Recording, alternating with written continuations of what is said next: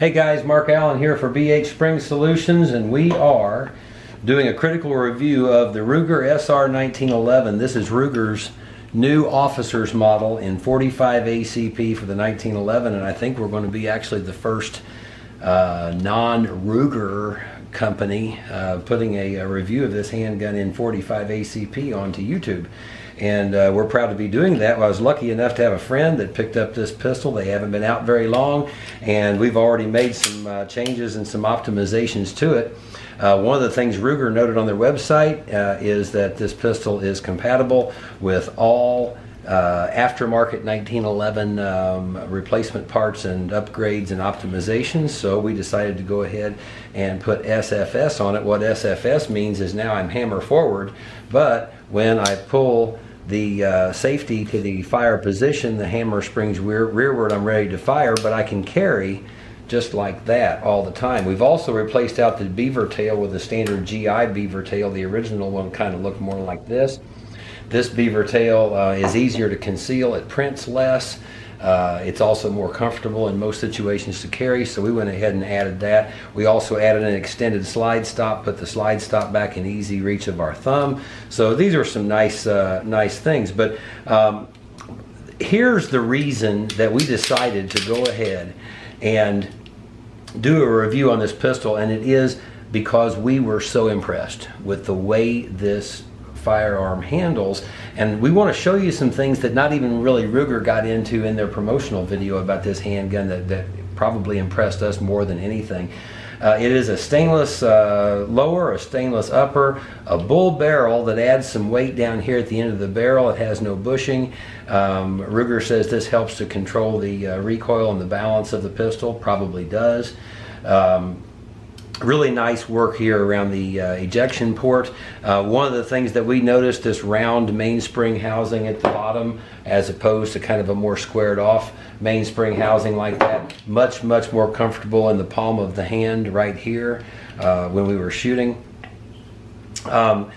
This handgun impressed both my friend who purchased it, myself, and then my wife, who prefers shooting 1911s, and we all said this handgun seems to handle better with less recoil and just better function than any 1911 we've shot, and including 5-inch barrel 1911s. Now that's really saying something, and we want to talk all about that recoil control when we start getting into a handgun that is this small, where the barrel has been shortened as much as this one has. This one's 3.6 inches, but what we're going towards is this. This is the original 5-inch barrel 1911 recoil spring. The 45 ACP was invented for a 5-inch barrel handgun. The original recoil spring is a nice, healthy diameter, and it's a long spring, and it has a long service life. It's appropriate for the caliber. What we find is when we start shortening that recoil spring, for example, here's a common officer's model 3.5-inch barrel. This company decided to try to control the recoil with just a shorter spring, and you can see how much less spring that is asked to do, in essence, the same job. This spring is going to wear out faster. It's a much more difficult spring to make in terms of getting consistency in performance. So there's downsides to just about everything we see in this equation. The 4.5-inch barrel 45 ACP, the FNX 45, they went with a captured recoil spring, and it's a flat wire recoil spring, and that's how they dealt with shortening from 5-inch to 4.5-inch using the 45 ACP round. We've seen it in other handguns too. Here's a full-size Browning high power, and the 4 5/8-inch approximately barrel of the Browning high power, the recoil is controlled by a spring like this. When Arcus in Bulgaria made a 4-inch version of a high power clone, it necessitated shortening the recoil spring down to this size. These recoil springs wear out faster. Performance and consistency of performance is not quite what it is with the full-length spring. It's not bad, but they have to be replaced more often, and they're not quite the performers that the full-size springs are. FM in Argentina had a different approach. They went with a 4-inch barrel high power also. but they engineered a coil spring over a coil spring. So we have a small spring that fits kind of snug on the guide rod, and then we have a larger spring over a spring. Now, these springs wear out faster than one full-size spring. Both springs are a smaller diameter spring wire, and basically these two springs in tandem are being asked to do what the single spring in the full size is asked to do, or control the same energy. These have a reputation of needing to be replaced more often than a full-size high-power recoil spring, so there's always a downside. However, we have always been impressed by the performance of this coil spring over a coil spring recoil system, and that's how the FM Detective controlled the recoil when it went from a 4 5/8 inch barrel down to a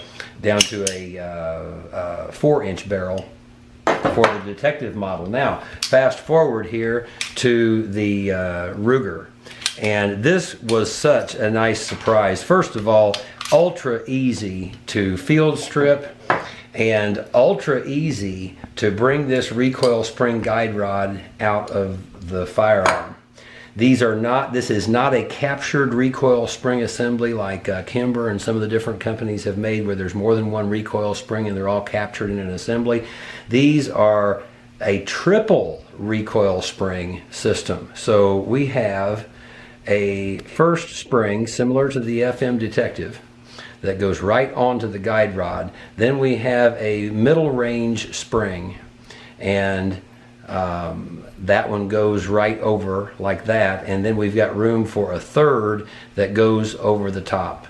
And we expect that this probably had a lot to do with why Ruger was quite some time before they got around to the officer's model in the 1911.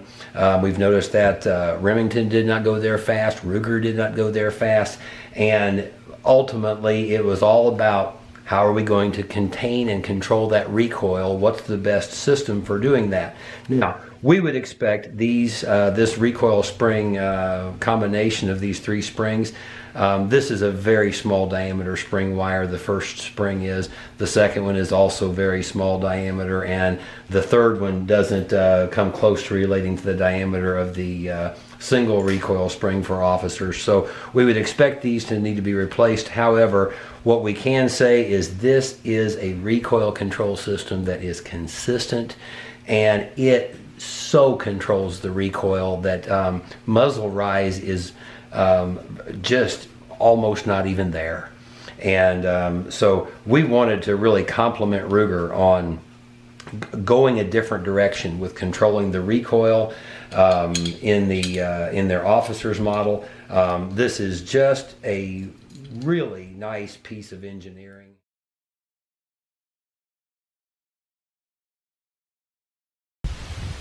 Hey guys, Mark Allen here for BHSpringSolutions. It's about 31 degrees and windy outside, but we're doing this to demonstrate. We want to try to capture the real controllability of the Ruger SR 1911 officer's model.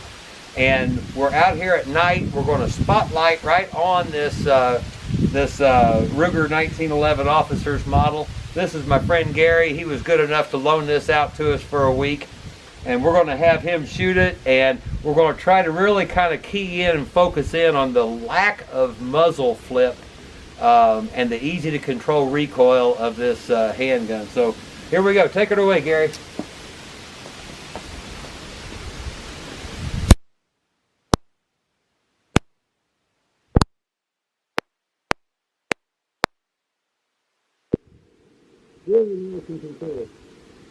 We were impressed with it. We couldn't help but be impressed with it.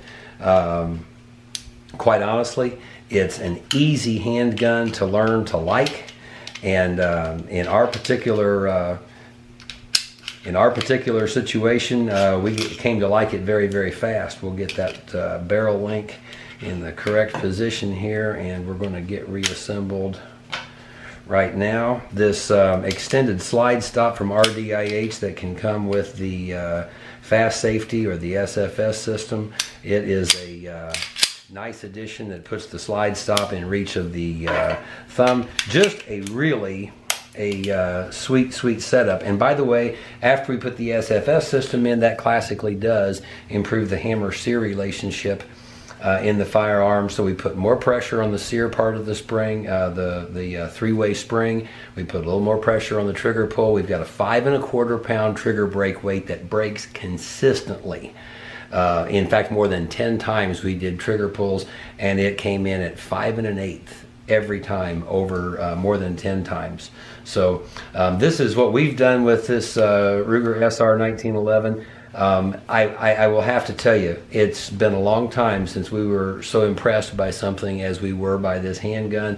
The fit, the finish, everything. This one is worth a look, and by golly, when you get the SFS system on it and you can carry it with that profile in any holster, it really is quite something as far as a carry package for a 1911 and 45 ACP. Thanks for watching. Mark Allen, BHSpringSolutions.